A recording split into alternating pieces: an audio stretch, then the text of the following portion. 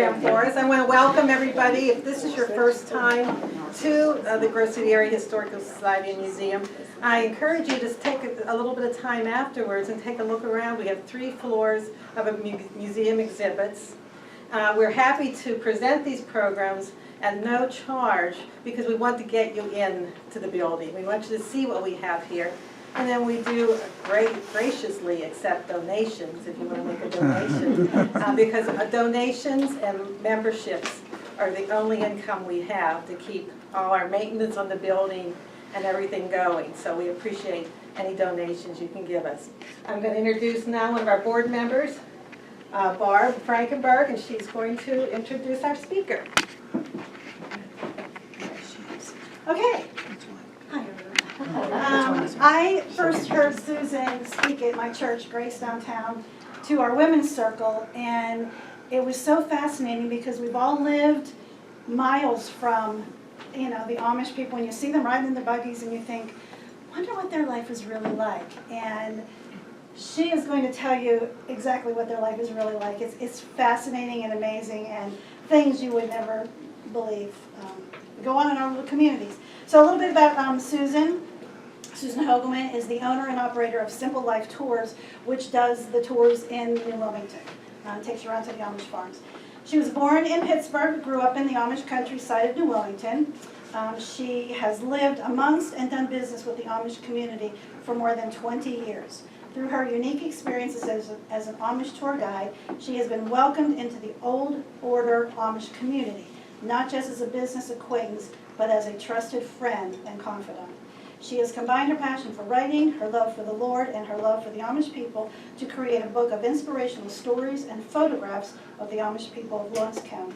Susan is a wife to Joseph, a mother to Allie and Lauren, a grandmother to Avery and Alexis, and English mommy to many Amish children. She does have a book that's here for sale. It's an amazing book. If you're interested, she'll be doing that after the program. So turn it over to Susan. Thank you, Barb. In case you didn't know, Mommy is grandma in Amish. So I'm an English grandma to a lot of Amish children. So welcome. I'm so glad you're here. My name is Susan Hougleman, and like Barb said, I'm a tour guide, I'm an author, but most of you know me because I used to own the Tavern on the Square restaurant. That's how everyone seems to know me. So I'm going to tell you just a little bit more about myself, and I'm going to tell you how my business got started and how I grew such a beautiful relationship with the Amish community. So 16 years ago is when my husband and I bought the Tavern restaurant in New Wilmington. I grew up in New Wilmington. My parents had a restaurant called the Shortstop Inn in New Wilmington, and my husband and I owned a restaurant in Boland for 18 years before that. But we truly heard God's call to go and buy the Tavern restaurant.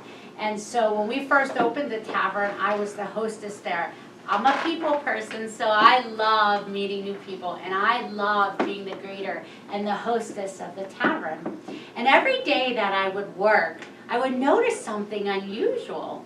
Every single day, people would come into my restaurant, and someone would ask me this question. They would say, "Excuse me, ma'am, where could we go see the Amish around here?" And every day, I'd answer the same way. I'd say, "Oh, you just have to drive around and look for them." Because the Amish in New Wilmington, they lived there and they worked there, but at the time there was no tourism centered around the Amish. Not back then. So every day people would come into my restaurant, ask where they could see the Amish, and every day I'd tell them to just drive around. But I'm a businesswoman. I saw an opportunity. I saw a need that wasn't being met. People from all over the world wanted to see the Amish, and we had no place to send them. So one day a little light bulb went off in my head. One day someone came in the Tavern and said, "Susan, where can we go see the Amish?" And this time I said, "Get in my car. I'm going to take you to see the Amish." And that's truly how I started my business, Simple Life Tours. So people would come to the Tavern and say they want to see the Amish. I would tell them I'll take them on a tour. I'd get someone to replace me at the hostess station, and I'd drive around. And so that was 10 years ago. And guess what? I've done over 8,000 tours in the last 10 years. Can you believe it? I tour Amish country every day except Sunday. And God has blessed my business in so many amazing ways. But by far, God's greatest blessing is truly getting to know and love the Amish people. The Amish people have become my people. They're my best friends. They're like family to my husband and I. We go to their homes and they come to my house. We celebrate holidays together. We go on vacation with Amish families. And when I tell you that's unusual, that's super unusual. Because ordinarily Amish, they do not let outsiders into their lives. So the only explanation I have is that the grace of God, they've allowed me to come in and truly get to know them and love on them. And they've given me so much love in return. The relationship is so unique that I had a publisher reach out to me and ask me if I would write a book. I have a funny story to tell about that. I usually tell this with churches, but so I've always loved to write. I write I have a little Facebook page called Simple Life in New Wilmington, PA, and I write little stories, and I have a pretty well audience. I have about 55,000 followers that follow that. And my friends would always say, oh, Susie, you need to write a book. You need to put all those stories in a book. And I would say, oh, if God wants me to write a book, he's going to have to come find me because I'm busy enough in my life. I was running a restaurant and doing tours. And guess what? That's exactly what happened. Those publishers of my book, they reached out to me and they asked me if I would write a book. And so I said, yeah, why not? And so that book took me about 3 weeks, believe it or not, to put together. It took about a year to edit, but it took about 3 weeks because I already had the stories all in my head and written down on my Facebook site. But another funny story is when the publishers, it was during COVID that they approached me, and so we couldn't meet in person. So we met through Zoom meetings. And the very first meeting I ever had, there were 5 editors and the publisher. And the publisher's like the CEO of Herald Press. And so I was asking them questions and I was kind of nervous. But I said, wow, how many books does an average author sell? And they said, oh, that's a great question, Susie. The average author sells about 3,500 books. And I went, 3,500, that's it? I said, I have a big God. I said, I'm going to sell 10,000 copies. And they all just laughed and said, well, we want our authors to have big dreams. That's awesome. Well, guess what? It sold 10,000 copies in pre-order. Isn't that amazing? That's the kind of things God has done in my life. And it continues to break records with the publishing company. It was picked up by Choice Books, which has books, they service books to airports and gift shops. And it's been an amazing journey. It's still selling pretty well. But anyway, okay, so that's how I got started. So let me tell you a little bit about the Amish. We're going to learn about their rules and laws. We're going to talk about their homes and church. We'll talk about the way they dress, the way they wear their hair, dating and marriage. But we're going to start with the history. It's important to know where they came from. So the Amish are a group of people that come from Switzerland.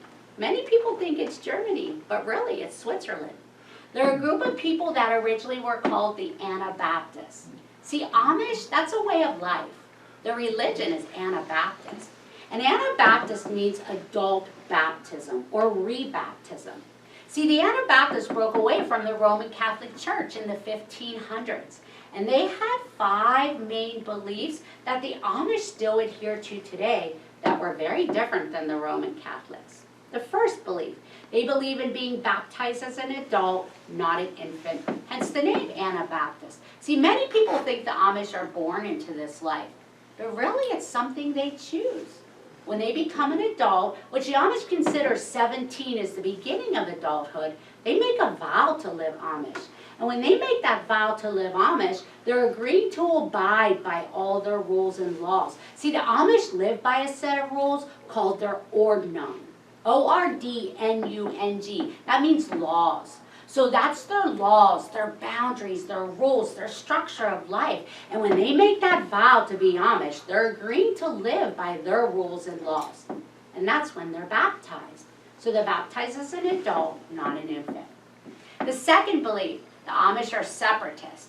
They believe in a Bible verse that says to live in this world, but not of this world. So they truly do separate themselves from the main world. They're separatists.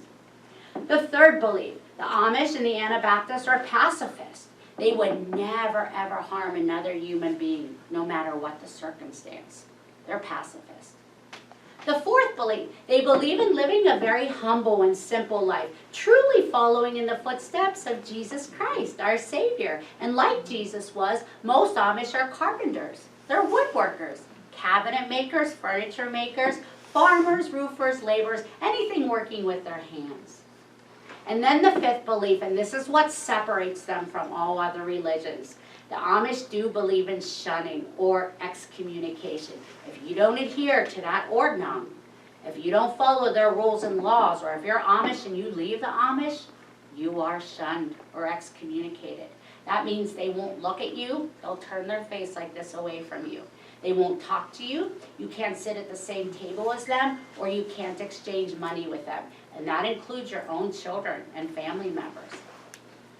Now, they'll always welcome you back. You can leave the Amish, be gone 30 years. If you come back, you have to repent, you have to ask for forgiveness, and you have to agree to live by those rules and laws. And to be honest, in a way, the Amish are born into this life. It's all they know. So once they leave and get used to modern day luxuries like electricity, like flushing toilets, hot showers, air conditioning, let alone cars, computers, cell phones, it's hard to give that up. So most Amish that leave, they don't come back. But in New Wilmington, 98% of all Amish stay Amish. 98%, that's a pretty big number. Now, those beliefs were so radical that the Anabaptists were put to death. They were tortured, beheaded, and persecuted for their beliefs. So they had to flee Switzerland. So during this time of persecution, they split into 4 separate groups. They became the Hutterites. The Hutterites today live in Canada and out west. They became the Brethren. Most of the Brethren stayed in Europe and still live all throughout Europe today. The third and largest group to come from the Anabaptist movement are the Mennonites. Everybody's heard of the Mennonites. The Mennonites live all over the world. And the Mennonites and the Amish are 2 completely separate groups of people. We tend to want to put them into one category, but my Amish friends say, Susie, we don't fellowship with those Mennonites. They're much too worldly. And actually the Amish come from the Mennonites. They split, and you know what they split over? Shunning. The Mennonites don't believe in shunning, and the Amish did. So the Mennonites followed a leader named Menno Simmons. The Amish followed Jacob Amon. So Jacob Amon and his Amish clan left Switzerland. They moved to Germany. That's where that German influence comes in. Well, they lived peacefully in Germany for about 150 years. And once again, they began to be persecuted. Well, William Penn, who was the governor of Pennsylvania in the early 1700s, he was a Quaker. He understood the religious convictions of the Amish, so he welcomed them into Pennsylvania. They came here in 1720, and they settled in a little town near Lancaster, Pennsylvania. So that side of the state is the founding Amish settlement in the United States. It's the oldest. Today it's one of the largest. Then they eventually moved across the state of Pennsylvania. They came here to New Wilmington in 1840. This is the 10th oldest Amish settlement in the United States in New Wilmington.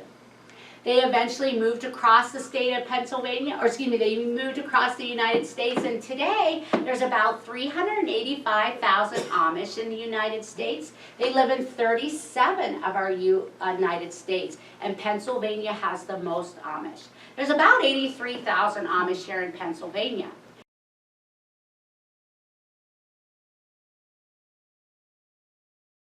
Refrigerators, right? The Amish have ice boxes, which is basically a modern day chest freezer. Just like you'd buy at Lowe's or Home Depot, but they don't plug it in. They get 50-pound blocks of ice delivered from an Iceman. There's an Iceman that still delivers ice to families in New Wilmington. He delivers 2 50-pound blocks of ice. They put it in their ice chest, and that acts as a refrigerator. That's the refrigerator with no electricity. Every Amish family has an old-fashioned Maytag Wringer washing machine. That's how they wash their clothes. It's hand cranked, but actually, it's the only appliance Amish women are allowed to have a generator with in their house.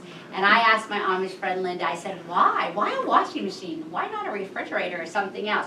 She said, Susie, she said, the average Amish family has 6 to 8 kids.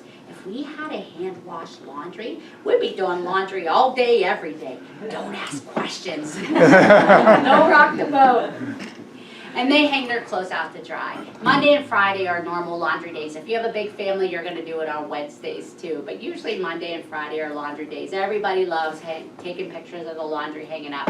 And though I have a funny story I write in my book, but the first time I ever took Amish women out to lunch at my restaurant, the Tavern, I was asking them questions. And the first question I ever asked them is something that I used to tell my tour guests. See, I didn't know a lot about the Amish in the beginning. I just read on the internet, and that's what I used to tell people. So one of the things I used to tell people is the white curtains pulled to the side means there's a young girl available to marry. I read that on the internet. It must be true, right? And so that's the first question I asked my Amish friends. I said, what do the white curtains pulled to the side mean? And my Amish friends looked at me. It was a mother and her 4 adult daughters. And they said, oh, Susie, that doesn't mean anything. Well, you can read my face pretty well. I can't hide my expression, so I think they could see I was disappointed. I thought they were just being secretive. Remember, I didn't know them very well yet. And so they looked at me, they could tell I was disappointed, so one of the ladies said, oh yes, it means something. She said, come here and I'll tell you. Well, my heart started beating because the mom and sisters kind of gave her the stink eye. So I leaned in and she said, the white curtains pulled to the side. It means we let the light in, dummy. We have no electricity. So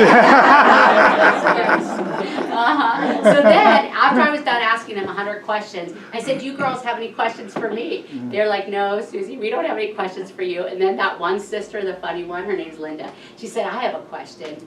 Oh, I couldn't wait to hear what it is. She said, why do people want pictures of our laundry? Laundry. And when you think about it, what if someone came up to your yard and started taking pictures of your laundry? They don't understand, but it is beautiful because everything the Amish do, they make it beautiful. They make our world so beautiful. Yeah. All right, so let's see. Every Amish family has a root cellar. The Amish grow as many of their own foods as they're able to, and they can everything.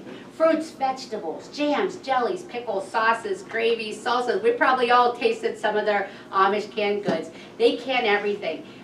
Even fish, chicken, turkey, venison. The Amish are big hunters and fishermen. They hunt and fish for food. That's their main food source. Whatever they can grow, hunt for, fish for, butcher themselves is usually what they eat. Now, a lot of people think, wow. A lot of people come on my tours and they say, wow, those Amish, they must be so healthy, so natural, organic eaters. When you know the Amish, they drink Mountain Dew like water. They eat cheese balls and Doritos and M&Ms. They're junk food junkies. They love processed food. They're not healthy eaters. There's a reason why they grow their own foods, and it's not really to be healthy, but I love to share the reason why with people, because it's beautiful. See, in our society, what usually defines success? What makes someone successful usually in America?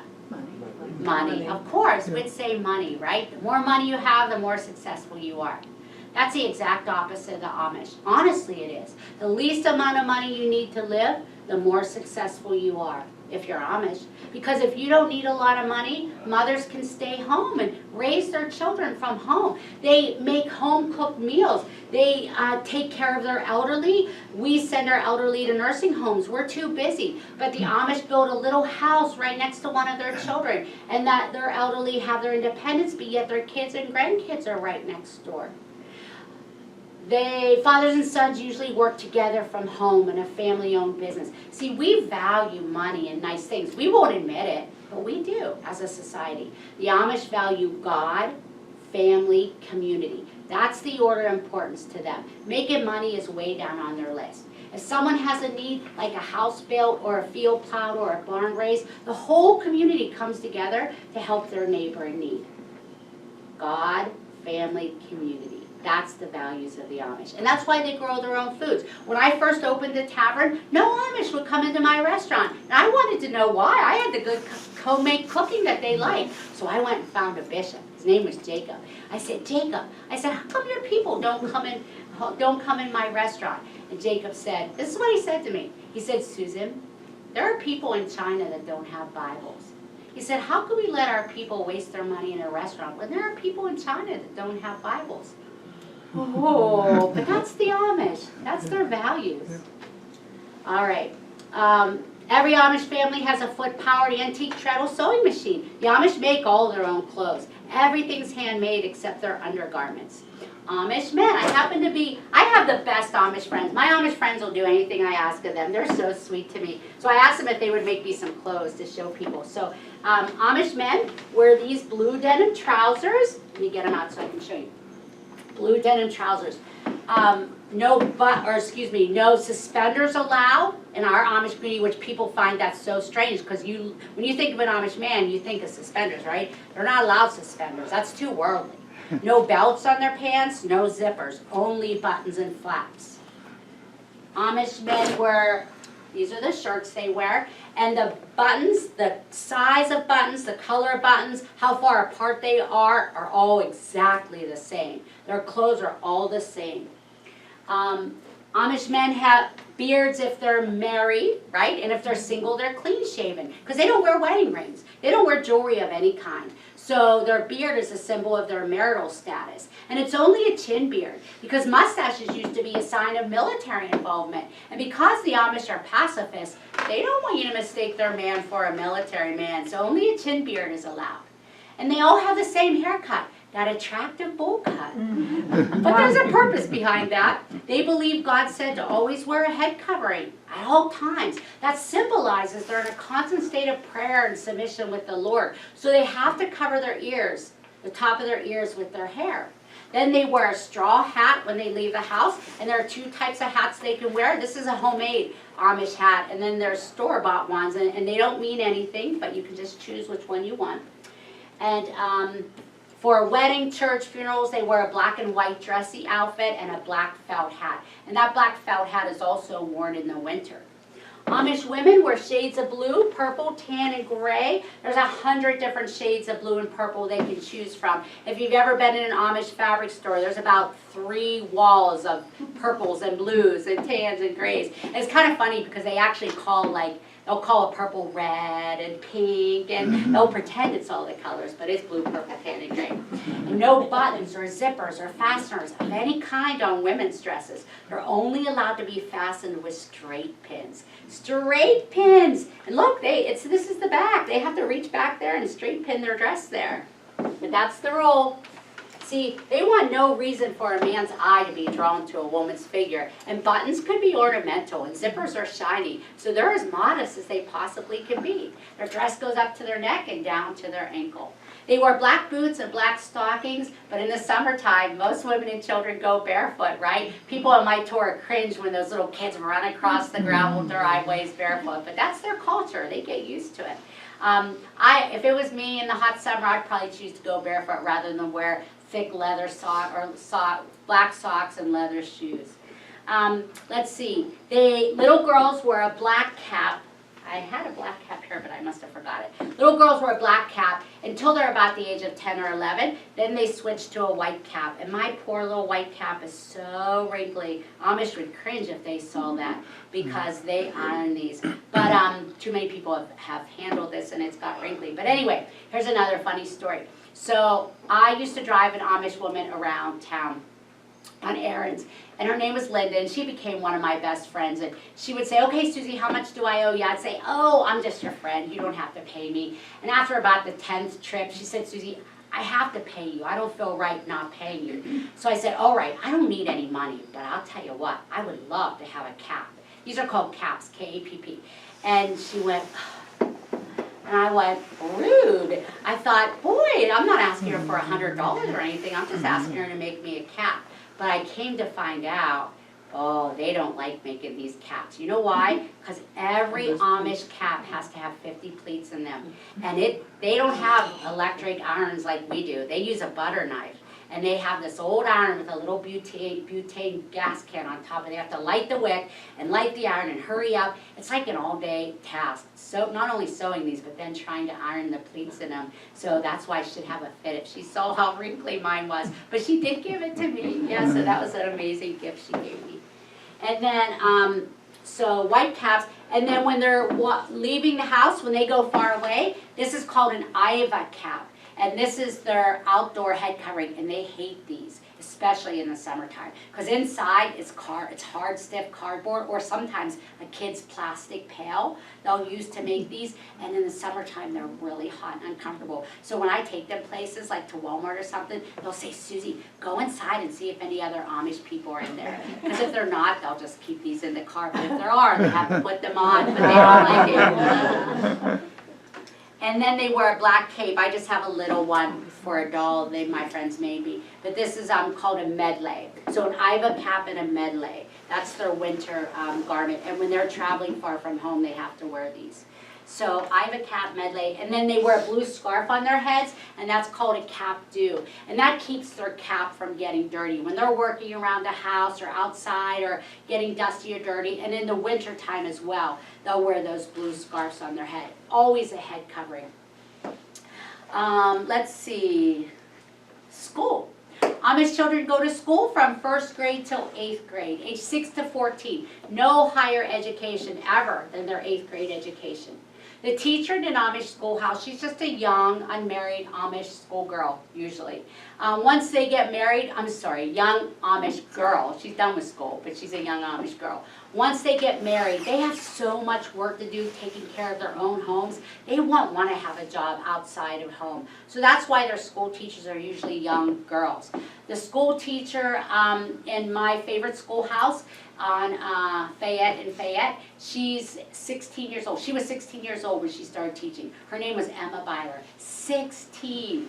Emma Byler made me a coloring book one Christmas, her and her students, and I was dying inside. There's pictures all the students drew, and they would say like Jonas, age 11, Sally, age 8, Emma, age 16. I was the teacher. But Amish kids are taught to be obedient, so she had no problem being the teacher. Those kids listened.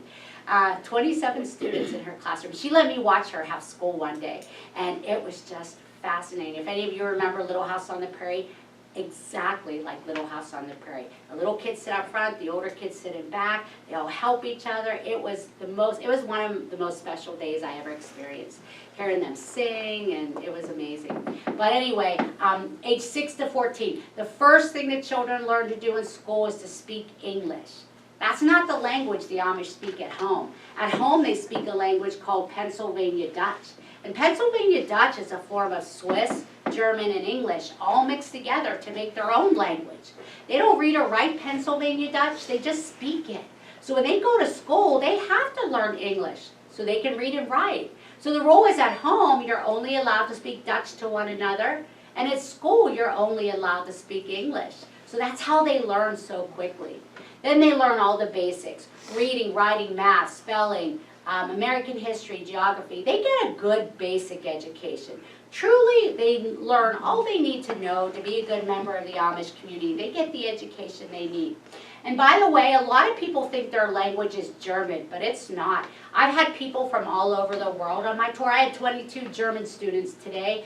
They don't understand the Amish language, but people from Switzerland do, and the Netherlands and Austria. It's a much more Swiss German than German. So yeah, it's a Swiss type of language. But so they go to school till they're 14, and in 4th through 8th grade they learn a third language. They learn a language called High German, or Hot Deutsch. I think my German friends told me it's called Hot Deutsch. It's an old German language that they don't even speak anymore in Germany. And the reason why they learn that German language, because the Amish believe there's only one true Bible in the world. It's the original Martin Luther Bible that was written in the 1500s. So in order to understand their Bible, they have to understand the language it's written in. So Pennsylvania Dutch at home, English at school, and High German at church. 3 unique languages they learn. Okay, and then once they're done with school at 14, they're going to start apprenticing. So their schoolhouse education ends, but really their life education is just beginning. Girls will start learning how to quilt and sew. She'll be baking and cleaning and cooking, learning how to be a homemaker. And boys will start following their fathers. So if their father's a furniture maker, they'll learn how to make furniture.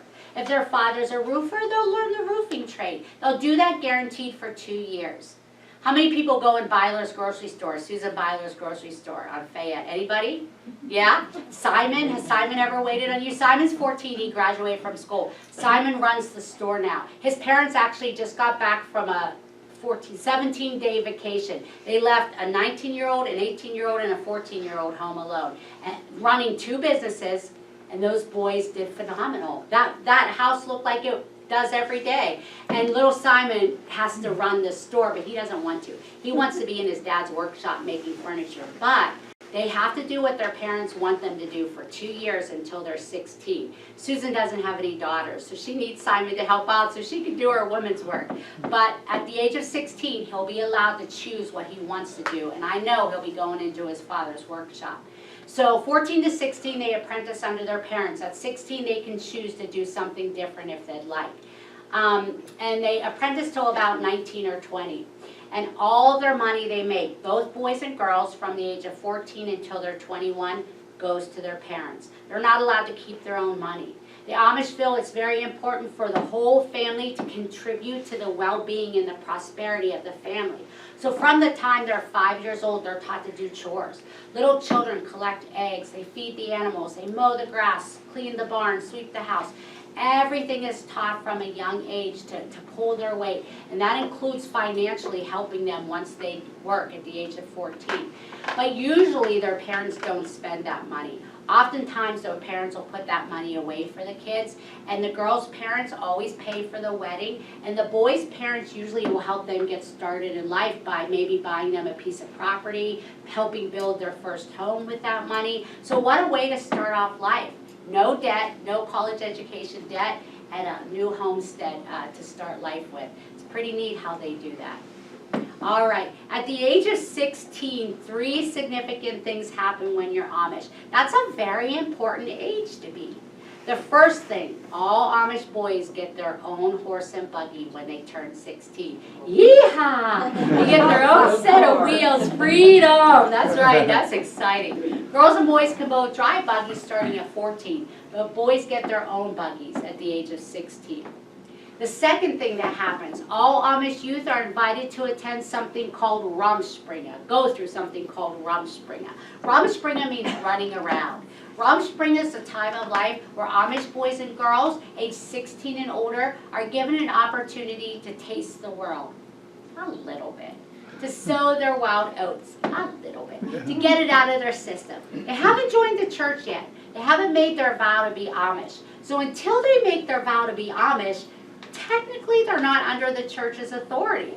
So they allow them to have a little bit of fun during this time. So if you ever hear of things happening, the kids getting in trouble, they might go off into the woods, maybe someone will bring alcohol to them. They sometimes will sneak a radio, that's really common. Someone will get a cell phone and they'll hide a cell phone in the barn or in their buggy. Things like that are pretty common around our area for Rumspringa. Now, are they allowed to do that? No. If they get caught, do they get in trouble? Yeah. But to be honest, their parents really don't want to catch them. They say to me, Susie, we got to have fun when we were young, so they kind of turn a blind eye to it. You know the phrase, what goes on in Vegas stays in Vegas? That's exactly how Rumspringa is. What happens in Rumspringa stays in Rumspringa.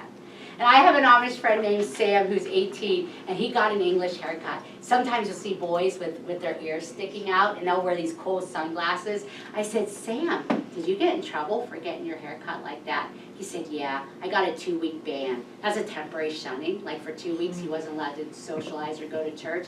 And he said, but it takes a lot longer for my hair to grow back. So it was worth it. And then I asked his mom, because he looks handsome.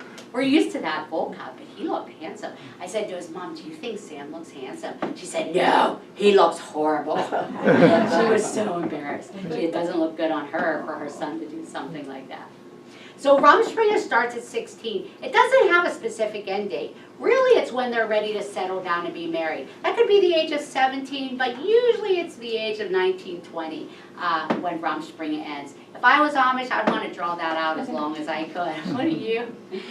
And so 16, let's say, to about 20 Rumspringa years. And then the third thing that happens, all Amish youth are invited to something called a singing. A singing happens every Sunday night in the Amish community. Church is every other Sunday, singings are every Sunday. And I'm going to tell you about church for a moment, then that'll go to singings. So you probably know this, but the Amish home church, they don't go to church in a building like many of us do. They have church in each other's houses. The Amish in Lawrence County are broken up into districts. There are 20 districts in Lawrence County. Every 25 Amish houses in a row make up one district. That's a church district. So every church district has about 125 people, 25 families.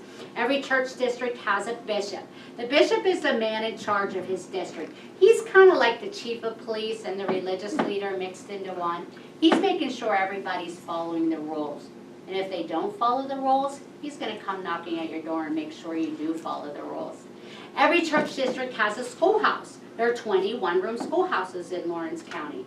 And so a district, there's about 25 families, and those families go to church together and their kids will go to school together, okay? So when you have a singing, one of those houses that hosted church will host a singing for the youth on a Sunday night. So maybe there are 10 houses hosting church every week, and one of those houses, or sometimes two, will host a singing. And that's where all the youth from all 20 districts gather together in one place, if you're single. And that's how Amish boys meet Amish girls. See, if you're an Amish child, you don't get off the farm much. Maybe you'll go to town once a month or so with your mom or dad. But other than that, you only know the people in your little church district. So when you go to singings, you're meeting people you've never even seen before. So that's how boys and girls meet. They sing songs together, they have a meal together, and then they're going to break off into groups of friends. And this would be the time the Rumspringa type activities usually occur. It's usually always on a Sunday night. But eventually they're all going to head back to the singing house, usually about 10 or 11 o'clock. And this time a boy is going to choose a girl to have a ride home. It is new horse and buggy. So Sunday night is courting night. And that's where Amish boys and Amish girls go for buggy rides together. A boy or a man always sits on the right. Next time you see buggies, you'll always see if there's a man and woman or a boy and girl. The boy's always on the right, the girl's always on the left. And so Sunday night is courting night. And that's where boys and girls go for buggy rides together. The only night they're allowed to date is Sunday night. The only date they're allowed to have is a buggy ride. They can't go to the movies, they can't go bowling, they can't even go out for ice cream. They just take a buggy ride together. Now that's called courting. And courting is always all about finding your future husband or wife. So during this time, they can break up with each other, they can date different people. Now, the Amish in New Wilmington practice a very unique style of dating. And actually, when I speak, I had to decide whether I'm going to talk about the style of dating the Amish do. And I decided that I'll just tell you what it's called, but I'm not going to describe it. You could get me in private if you wanted to, but the Amish in New Wilmington are one of the few Amish communities that practice a style of dating called bed dating. You might be able to look that up or read that, but I just don't feel comfortable. My Amish friends don't want me to talk about that, so out of respect for them, we'll just leave it there. But that usually lasts about 3 years in the Amish community. They'll see their boyfriend or girlfriend every Sunday for about 3 years on average. The average age to get married is about 20 for a girl and 21 for a boy. So when a Amish boy and girl get engaged, they keep it a secret. They only tell their parents and their siblings, their closest family members. And 2 weeks before the wedding date, the bishop will make an announcement in church that the boy and girl are to be, it's called being published, that they're going to be married. And the girl is always at her home when it's time for them to be published. And the boy and girl will usually go have a special little romantic meal together the day they're published. So when someone's published, the wedding's in 2 weeks. And usually the boy will move in with the girl's family during this time, and he'll help get the house, prepare the house for the wedding, and it's usually his job to pass out invitations. I live way up on a hill, 900 feet on a hill, and sometimes 6 o'clock in the morning there will be a buggy tropping up my hill. It's hilarious. And I know we're being invited to a wedding. They'll call us on the phone or come and hand out invitations. And that's always really exciting to be invited to an Amish wedding. So Amish weddings are always in the fall and winter time, after the last harvest of the fall, which is October, before the first planting of the spring in March. There is usually an Amish wedding every Tuesday and Thursday in our community, because there's less work to do on those days and in the winter. That's their social time. That's when the Amish do a lot of socializing, is winter time. And Amish weddings are usually at a neighbor's of the bride's parents. And then that's, the wedding itself is a church service, and they say their vows at the end. Very simple, no fancy rings, no flowers. They have side sitters, which are like the maid of honor and the best man that stand up with them. They say their vows at the end, and that's about it. But the reception's a lot of fun. Has anyone been to an Amish wedding reception? Mm-hmm. Yeah, so it's all usually held at the home of the bride's parents. They remove all their furniture out of their house except the bride's bedroom, and they put those church benches everywhere in their house. And it's lit with oil lamps. It's usually in the winter. It's usually dark. I usually go to the evening meal, and it's dark, and it's just so beautiful. Everybody's dressed in black and white. The women are wearing blue. It's just so pretty. And it's all about eating. Amish weddings, my Amish friends say the one thing they don't have restrictions on or rules on is food, so they love to eat. So you sit at a long table, and usually at weddings, men sit with men and women sit with women. But English are allowed to sit with their spouses. And they'll often give you a little, if you're an English being invited to an Amish wedding, they'll give you a little paper that tells you what's going on and what they do. And they'll have platters of meats and cheeses and pickles and jello salads and tons of food already on the table. And you think like that's it, but then they'll start passing around platters, meatloaf and chicken and ham and turkey and mashed potatoes and just so much food. It's like you laugh because all you feel like you're doing is passing the food around. It comes to the end of the table in a big bowl, and then you just pass it to the rest of the table. And usually in New Wilmington, which is kind of unique, the men serve. Women cook and men serve the wedding meal, which is unusual. In many Amish communities, all the young people do it, but in New Wilmington, the men serve. And then New Wilmington's a very unique community, and I wrote this on the internet on one of my stories, and I had so many people write in and saying, that's not true. They would never do that. They do. They pass around this little basket. Do they? Yeah, it's the tipping basket, and there's a name for it. I forget what it's called. I forget what it was called. But they pass around a tip basket, and it's called something where you're supposed to put change in it, and they'll shake it. It makes a noise.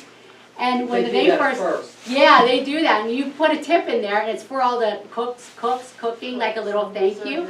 Well, as an English person, what do you want to do? You like think, okay, I better put like at least $20 in. And then my friend Neil, do you know Neil at the harness shop? He's like, don't ever do that. You just put your change in it. You're not supposed to make money. It's just a goodwill thing. But other Amish communities think that's awful, but they do that. They told us not to put any more than $20 in. Okay. So Did they say that? Yeah, yeah. They didn't. They put change in it at first and jiggled it, and then that was the sign that it's the tipping basket. They're sending the tipping basket, and then they told us like our cleaning girl was getting married. Okay. And she said whenever they pass that basket, don't put any more than $20 in. So that's yeah, it's not supposed to really be. Everybody put bills in. Nobody put change in. Oh, okay. So it was all bills. Well, the Amish think they told me you just put change in there. Don't put any bills in there. It's kind of a funny thing. It's a game they play. Yeah. And then let's see. So there's no divorce allowed in the Amish community. Never. Once you're married for life. Unless there would be abuse or something very serious, then they'd allow them to live separately, but that's a rare occasion. When you're married, they take that vow, just like the vow to be Amish, they take that as a solemn vow forever. Yeah. I'll tell you one little funny story. That's going to be about the end of my speech, but I'll tell you one funny story I tell people on my tour. So I was always curious. I don't know if you know this, but the Amish aren't allowed to talk about sex or dating or pregnancy. Do you know if an Amish woman's pregnant, she's not allowed to say it out loud? Her kids usually have no idea their mom's having a baby. I'm proof of that. I'm witness. I told some Amish kids one time, I got to take them to the hospital and see their baby brothers for the first time. They had no idea their mom was having a baby because they don't read about it. They don't see it anywhere. And if you're a little kid, you would have no idea. So I would try to ask my Amish friends questions about that kind of thing, and they would always just blush and say, Susie, we don't talk about that. We don't talk about that. But I had this one young girl that I got to be friends with named Sylvia. And Sylvia was so outgoing and bouncy and bubbly, and I thought, Susan, here's your chance. So I said, Sylvia, can I ask you a question? She said, Susie, ask me anything. I said, anything? She said, anything. I said, Sylvia, when you're coming home in that buggy, do you make out? She said, oh, Susie, the horse knows the way home, you know.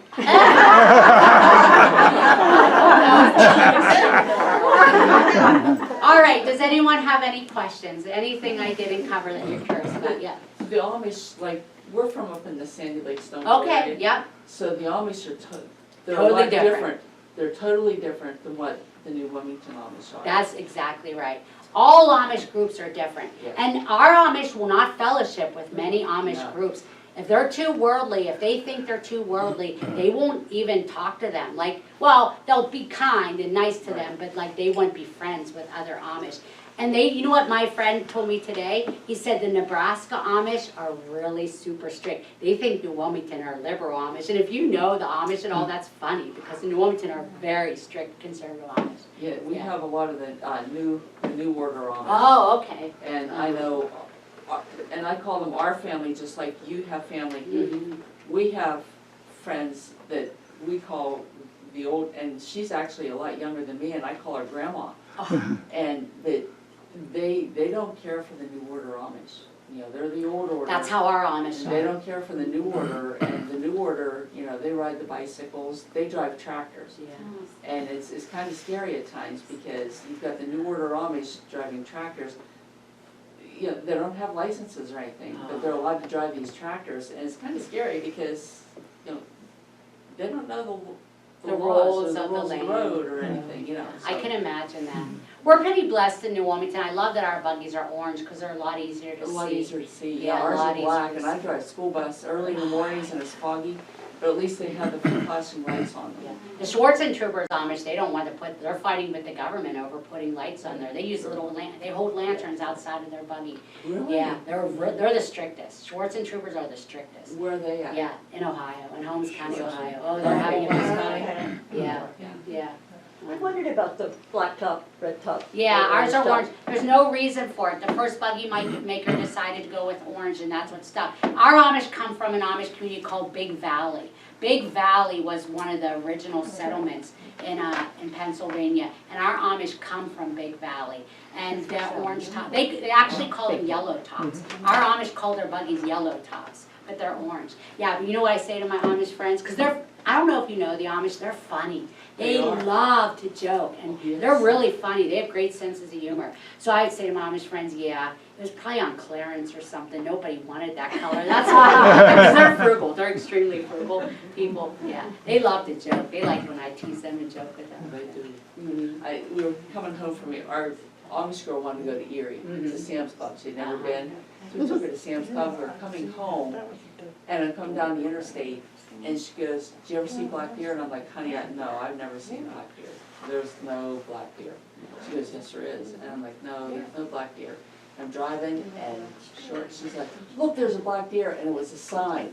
Oh, that's hilarious. Black deer, and I'm like, "Oh, good God." They do. They're so corny. Oh, too, they their are, jokes. they are funny. They are so But I funny. love them, you know, they're just I a know. like you said, a simple life, and we need to get back to that. I 100% agree. We need to They- get back to The Amish are a community of kindness and love. that. They are. In my book, I tell all the stories I tell in my book are about how they love each other, how they take care of each other, how if someone has a need, the whole community will make sure that need is met. Yes. Like in our society, we kind of put children up on a pedestal, right, and spoil children, but that's not how it is for the Amish community. You know who they put up on a pedestal? The They're elderly. They're elderly. If someone has a 70th birthday, every single family member, and they have big giant families, will give them a present until they get 70 presents. They put their elderly so highly valued, which is how it should be. Yes. Yeah, instead of kids. And that's why their kids are so well behaved. They're not the center of attention. When they'd come in my restaurant, I would have families in my restaurant all the time, and the kids would just sit there unless you talk to them. I mean, there'd be 7 kids, and they would just sit there unless you asked them a question, and they'd let the parents have a conversation. It's amazing. Yeah, we could learn a lot from the Amish, no doubt.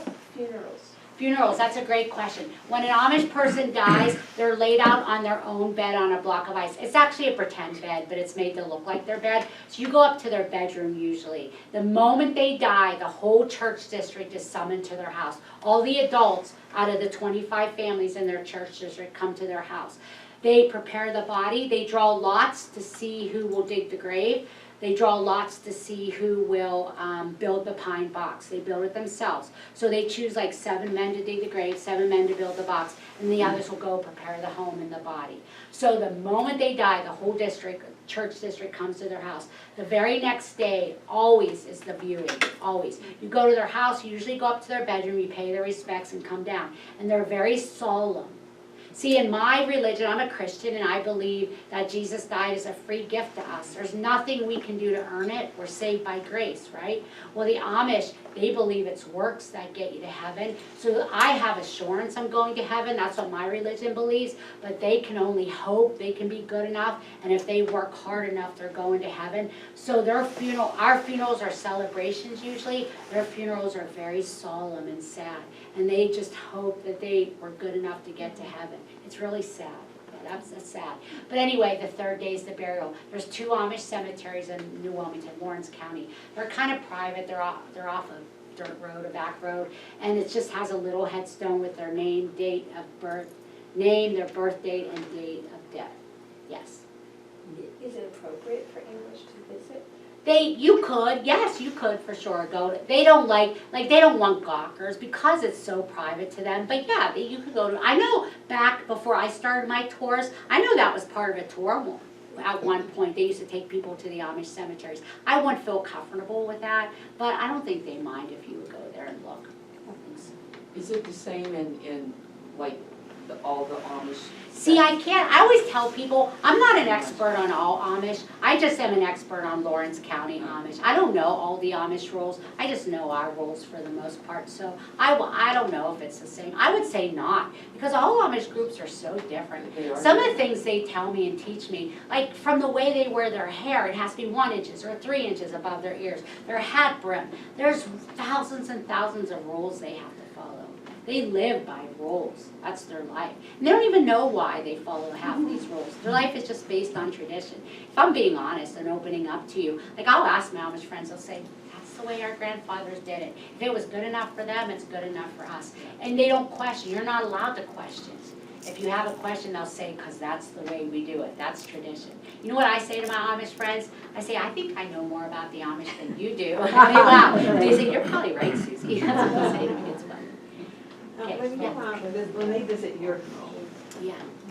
will they watch TV and will they do things like that? Oh, yeah. They love to watch TV. They love it. See, they're not allowed to own those things. But they are And- allowed to, if you. Well, I don't know if they're allowed, but they do. Like, I don't know if they're allowed. They probably won't want their bishop knowing they did that, but they do. Yeah, they like that a lot. They enjoy that. Here's a funny story. I think I write this in my book. So the very first time I got Linda, the woman I talked about, I would take her on little trips, and I would never have the radio on. They're not allowed to listen to music. And then one day, as we got closer, Linda said to me, Susie, that would be rude for me to ask you to turn the radio on.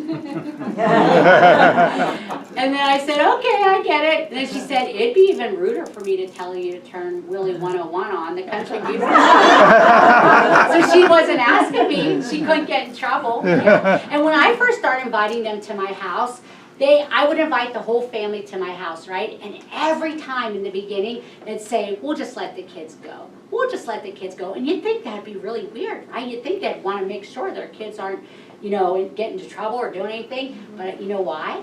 Because when they come to my house, the kids can have a lot of fun. They can't do things that they could do if their parents were there. And they want their kids to have fun. They're humans just like us. They like their kids to have fun. They let me take their kids to amusement parks and everywhere. They love it because they want their kids to have fun. Once they make their vow to be Amish, it changes. But as their kids, they're not under the church's authority yet, so technically they kind of allow them.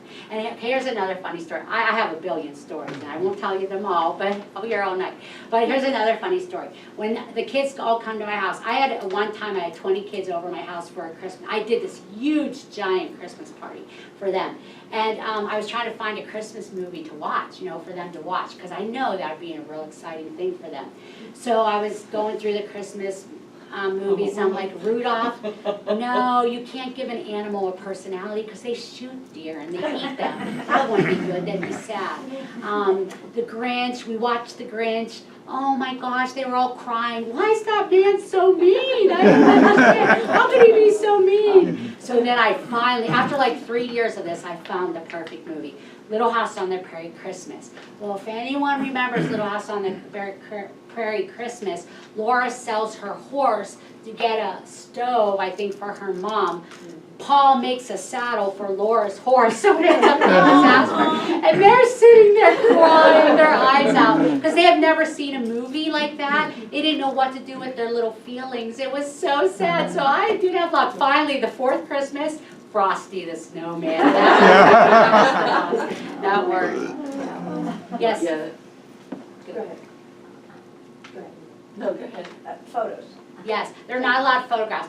I'm sorry, I should have said that. Because the Amish believe that God said to make no graven image, and they interpret that to mean photographs for one. So that's why their dolls have no faces. People in our world think that's so creepy, but the Amish believe that you're not supposed to make a graven image.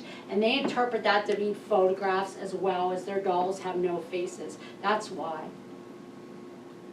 Any other questions? Yes, I have ma'am? a question. I'm curious if any of the new Wilmington Amish traveled to Sarasota where there's an They Amish don't. community. They're not allowed. They're not supposed to, let's say. But the Amish love to travel. Oh my goodness. If they have English friends, my friends just got back from Montana, Wyoming, Glacier National Park. They love to travel. As long as it's in a van or a bus or a train, they'll travel. That's common. But they usually don't go to Florida. I've been to Sarasota, and those usually are the Midwest Amish like to go down there, but our Amish, they don't usually. They want to see the ocean, mountains, anything nature related is what they love. They love that so much. Yes, sir. Well, do they read anything in the homes other than the Bible? Oh, okay, well, since you asked that question, I'm going to tell you the truth. The Amish don't usually read their Bible. People think they do, but they don't really understand it. It's an old German Bible written in a language they don't understand. So they don't read their Bible, at least I'll say most of them don't read the Bible like you think they would. Their church service is based on tradition. The bishop preaches a sermon, and sometimes they don't even know what's going on, what they're saying. That's why their religion is different than mine. They don't understand the Bible. So do they read books? They love reading. They usually all read after dark, after the sun goes down. The little children, they're real careful about what the kids read. Nancy Drew, Little House on the Prairie, Bogsy Twins, Cowboy and Indian type books. They don't want any kind of violence, and of course nothing modern. And then adults often read like Louis L'Amour, Westerns, biographies. They like biographies, things like that. So they do read. They're not allowed to read an English Bible. Most people don't know that. They're not allowed to read an English Bible. They're not allowed to read devotion books. So, yeah. It's interesting. So Yeah, go ahead. we have, where I live, there's the newer, if you like, breakaway Uh-huh, of the Amish, and I've been to their house, they've been to mine. But they do read a Bible, but I couldn't tell you which one. But it was interesting because we just were chatting. I said, my nephew's getting married next year, he's homosexual. And the first thing they said to me was, do not believe that's because he's got the devil in him. They believe that. Yeah, so I was like, wow. Yeah, they believe that very much so. Like, remember that shooting that happened in Nickel Mines? Do you know those Amish, that woman whose husband shot them, she wrote to me. She wrote me a letter, and we became, not friends, but we talked back and forth through the internet. And she said that very night, those bishops and the elders came to her house. And you know what they told her? I don't know if this is published, it probably is. But she said they told her, that wasn't your husband that did that. That was the devil through your husband that did that. That's how they can forgive. That's how they forgive, because they believe that the devil does those things. And they also, well, this group believe in sort of really, they believe that you hit the child to make them. Yeah, spoil the rod, spare the child, Yeah. I know they do that when they're younger, but I don't think, I don't know, but I know in front of me, like, I never hear Amish raise their voice to their children. Everything's done very quietly, but I know when they're little, they believe in spanking and that kind of thing.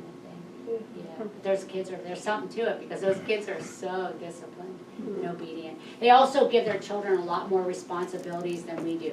If you go to an Amish farm, you'll see a 2-year-old by themselves out in the yard. Can you imagine us doing that? But they teach that if their kids get hurt, then they get hurt. They'll learn not to get hurt. They give their kids a lot more responsibility at a younger age than we would.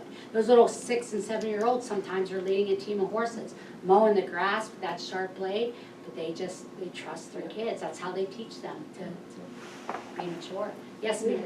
What's the relationship with men and women? Is it a patriarchal society where the men make all the decisions and the guide the family? And Definitely in a biblical sense. The man's the head of the home. So definitely it is patriarchal as far as biblical. My witness in being involved in them is I think they have like a 50-50 relationship in the way they treat each other. The woman's responsible for certain things, the man's responsible for certain things, but like the woman doesn't walk behind the man, etc. But I know in church, the men make the decision. When it comes time for voting for a thing, a woman would never disagree with her man. So there is some sense where there definitely is the man's the leader, but I think it's more of a biblical sense than anything else. I think they're both treated very equally inside the home. That's my experience. Did the bishops all ever meet together? Do the bishops meet together? That's a great question. I don't think there's anything like a national bishop meeting I don't think that they intentionally, to be honest, I'm not sure. Not that I know of. See, people think the bishop has a lot of power, but actually, in all honesty, this is what my Amish friends tell me. It's really not. He's more like a policeman. He doesn't make the law. He enforces the law. He is making sure everybody's following the law. My Amish friend told me that it's the whole body that votes on a change or votes on something. So the bishop doesn't make the law. He enforces it. And the whole body has to vote on something. But when I read things, because remember, the Amish only know what they're taught and how they live. It isn't until you're outside the Amish would you know some things maybe aren't right or whatever. So I read a lot, and I read that even if you would think differently than your congregation, you'd be scared to death to vote differently. So in a way, you're allowed your own decision, but not really. Yeah. That the community elects the bishop to lead Oh, them. no, that's not how a bishop is chosen. I'd love to share that with you. So the only time the Amish need a new bishop is if a new district is formed or one dies. Because when you're bishop for life until you die. 2 years ago, a bishop in Lawrence County died. His name was Harvey Byler. He owned a greenhouse, and he was so loved. He was everybody's favorite bishop. It was sad when he died. And so what they do is they call all the baptized men together, and they put them in a room, and they shut the door, and they ask the men to pray. Okay, let me clarify that. That's how they choose their ministers, by putting them in a room, shutting the door, asking the men to pray. Let me start over, I'm sorry. The whole congregation will gather together for a church service, and there will be a leader behind a door, and the Amish will go to the door and whisper someone's name they think would make a good minister, okay? And they'll choose 6 or 7 or 8 of those men that got the most votes to be a minister. And once that man is chosen to be minister, the bishop comes from that group of ministers, okay? So the way they choose their bishop, they put those ministers in a room, they shut the door, they ask the men to pray. In the next room, as many ministers that there I'm are, busy right maybe now, 6 Tom. or I'll 7, call you back. they'll put that many chairs in a circle. On each of those Right, chairs, they put an Amish Bible, and in one of those Bibles, they put a little prayer card. They asked the men to come and prayerfully sit down in the circle.